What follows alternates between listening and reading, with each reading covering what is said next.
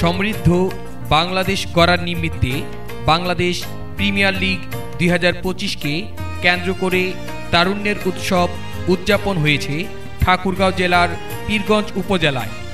26 জানুয়ারি 2025 খ্রিস্টাব্দ সকালে বর্ণাঢ্য র্যালি দিয়ে শুরু হয় তারুণ্যের উৎসব।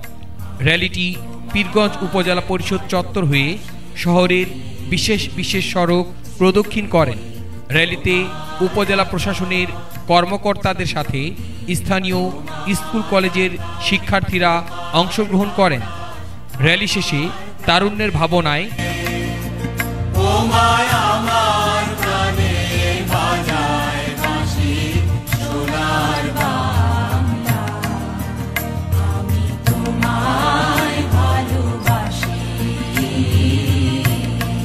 আগামীর বাংলাদেশ শীর্ষক কর্মশালার আয়োজন করা হয় পীরগঞ্জ সরকারি কলেজে।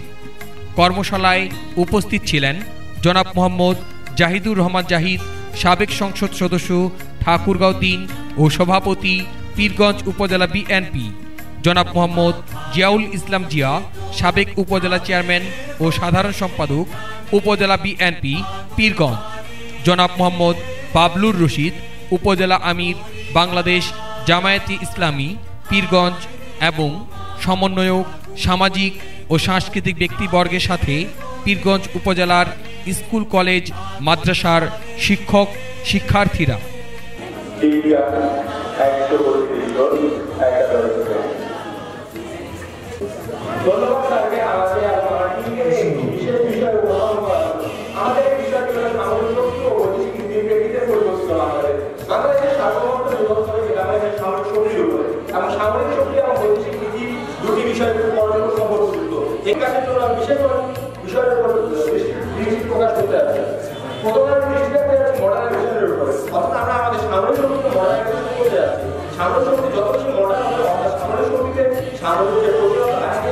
তাদের প্রশিক্ষণ, তাদের দক্ষতা এবং তাদের সামর্থ্য যত বেশি উন্নত হবে, এক্ষেত্রে সামরিক শক্তি তত বেশি বৃদ্ধি পাবে।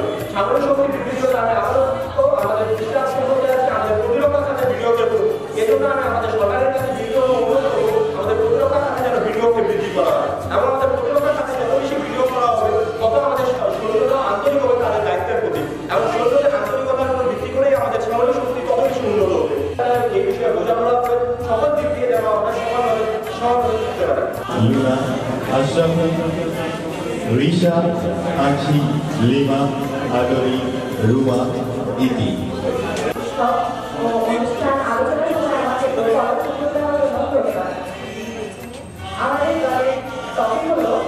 বাংলাদেশ গর্ব ইনশাল্লাহ, সকলে মিলে সকলের সহযোগিতা। ধন্যবাদ। এই অনুষ্ঠানে আমাদের মাঝে উপস্থিত রয়েছেন নির্বাহী অফিসার মহোদয়, ভারপ্রাপ্ত নির্বাহী অফিসার মহোদয় রয়েছে, তিনি রয়েছেন আমাদের উপজেলা বিএনপি সাধারণ সম্পাদক ও সাবেক উপজেলা চেয়ারম্যান জনাব জিয়াউল ইসলাম জিয়া রয়েছে। এখানে আমাদের মাঝে আমাদের উপজেলা পরিষদের কর্মকর্তা কিন্তু নিবন্ধন অফিসার আছে, আরডিও সাহেব আছে এবং আমাদের পাবলিক হেলথ ইঞ্জিনিয়ার যিনারা বিচারক প্যানেলের দায়িত্ব পালন করবে। এখানে উপস্থিত রয়েছে অর্থ বিদ্যালয়ের সম্মানিত প্রধান শিক্ষক এবং স্নেহের শিক্ষার্থীরা। আজকের বিতর্কের যে বিষয়, ডেঙ্গু মোকাবিলায় প্রাতিষ্ঠানিক উদ্যোগের চেয়ে ব্যক্তিগত সচেতনতাই অধিক গুরুত্বপূর্ণ। ডেঙ্গু মোকাবিলায় প্রাতিষ্ঠানিক উদ্যোগের চেয়ে ব্যক্তিগত সচেতনতাই অধিক গুরুত্বপূর্ণ। এই বিষয়বস্তুর পক্ষ দল north point school and college, বিপক্ষ দল পীরগঞ্জ বণিক সরকারি বালিকা উচ্চ বিদ্যালয়। ব্যক্তিগত সচেতনতাই অধিক গুরুত্বপূর্ণ। যুক্তিসঙ্গত কারণে আমি আমাদের পক্ষে অবস্থান করছি। মাননীয় মডারেটর, আমরা যদি আজকে বিষয়টার উপর আলোকপাত করি তাহলে লক্ষ্য তাহলে আমরা দেখতে পাই যে ডেঙ্গু মোকাবিলা কি প্রাতিষ্ঠানিক। এখানে আমাদের ডিবেটের টপিকই বলে দেওয়া রয়েছে যে এখানে প্রাতিষ্ঠানিক উদ্যোগ বেশি গুরুত্বপূর্ণ না আমাদের ব্যক্তিগত সচেতনতা।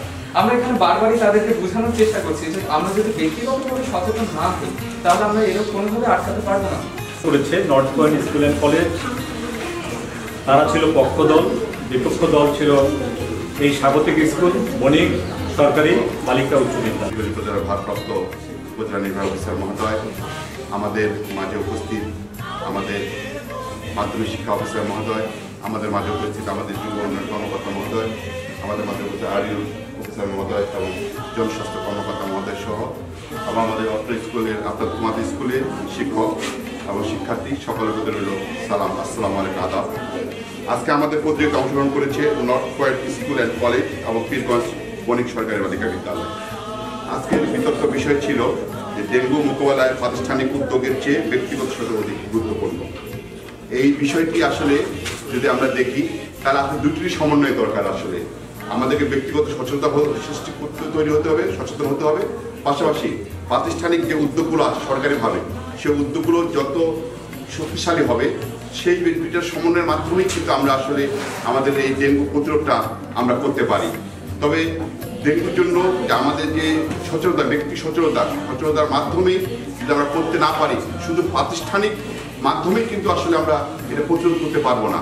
তার মানে একে অপরের দুটিরই দরকার আছে, দুটিরই সমন্বয়ের মাধ্যমেই আমরা একেবারে কাঙ্ক্ষিত আমরা যদি ডেঙ্গু প্রতিরোধ করতে চাই তাহলে সেই ক্ষেত্রে দুটারই সমন্বয় একান্ত হবে দরকার। আমার মনে হয় আজকে দুই পক্ষই অত্যন্ত তার যুক্তিযুক্ত উপস্থাপনার মাধ্যমে দুই পক্ষ ভালো বিতর্ক উপস্থাপনা করেছেন এবং তারা নিজ নিজ দলের পক্ষ থেকে তারা যুক্তিযুক্ত উপস্থাপনা করেছেন এবং অত্যন্ত প্রাণবন্ত একটি আমরা আজকে বিতর্ক দেখতে পেয়েছি।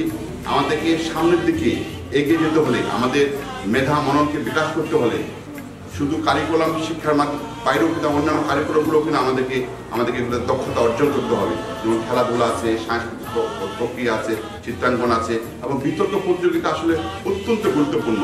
আমাদের সামনের দিকে এগিয়ে যেতে হলে আমাদের যে শিক্ষার্থীরা আছে তাদেরকে বিতর্কের মাধ্যমে আমরা মেধাকে অত্যন্ত শক্তিশালীভাবে আমরা উপস্থাপনা করতে পারি।